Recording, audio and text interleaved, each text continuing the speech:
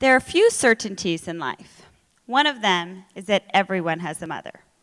I believe everyone should have a Mexican mother.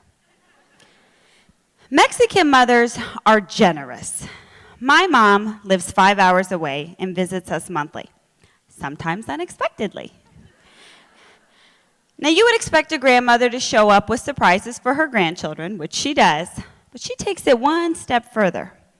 Every visit, she shows up with a large cooler full of food that she has my dad lug in, with a main dish, sometimes roast, sometimes tamales, and about half a dozen butter and cottage cheese containers, none of which contain butter nor cottage cheese, full of rice, beans, what have you.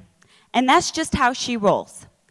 Not because she's necessarily planning on feeding anyone, but because she might need to feed someone. God forbid anyone leave this woman's presence hungry. True story. 2 months ago, we met up halfway between both our homes for a family funeral, and she told me she had new pillows for me in her trunk because she deemed my guest pillows unacceptable on her last visit. And I said, thank you. And she opens up her trunk. I said, what's in the box? There's a big box in there. And she said, oh, just some pies I made. I said, let me see. There were 12 pies in this box. I said, Mom, why did you make those? She said, well, I wasn't sure they were going to have dessert for everyone at the luncheon after the funeral mass tomorrow. What? This was not our church. Mexican mothers are loyal. Now, loyalty means different things to different people. To my mother, it means a lifetime of devotion to those closest to her, even if they happen to be her ex-son-in-law.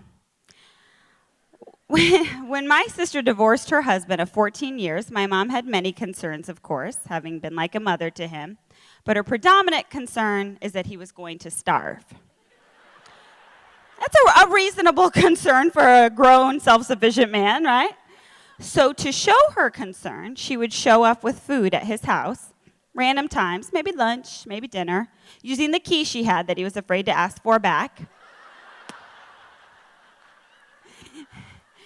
It wasn't until one of my nieces informed her that he was starting to date, and it might not be welcome if she showed up unannounced, that this occurred to be at all inappropriate.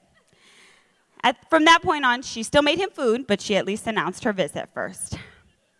Mexican mothers are protective. We've all heard the saying, hell hath no fury. Try hell hath no fury like a Mexican woman who thinks her child is in danger.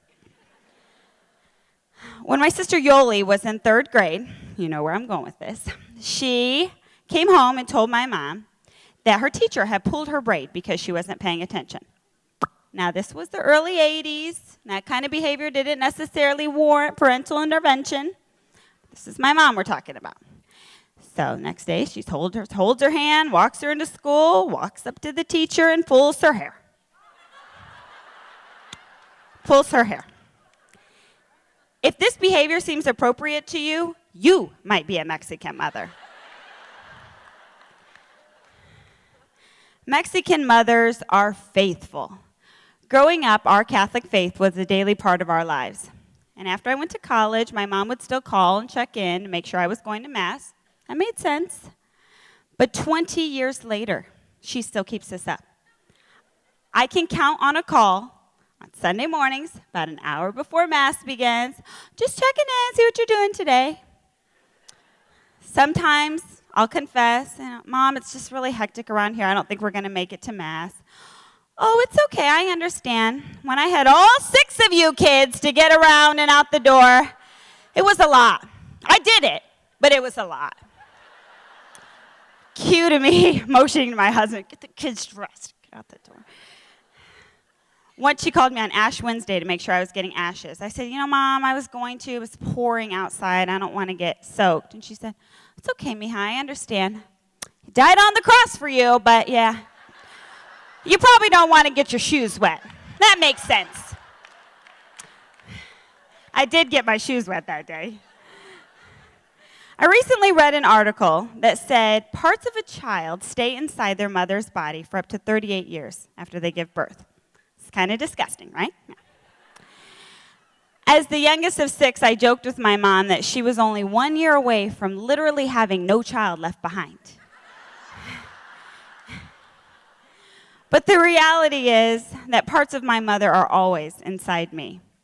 At various points in my life, I might have been embarrassed by her generosity, her loyalty, her protectiveness, and her faithfulness. But now all I feel is gratitude and admiration.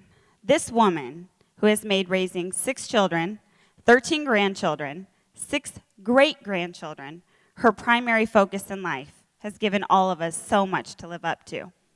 And who knows, maybe someday I will confidently march into one of my children's classrooms and threaten bodily harm to their teacher.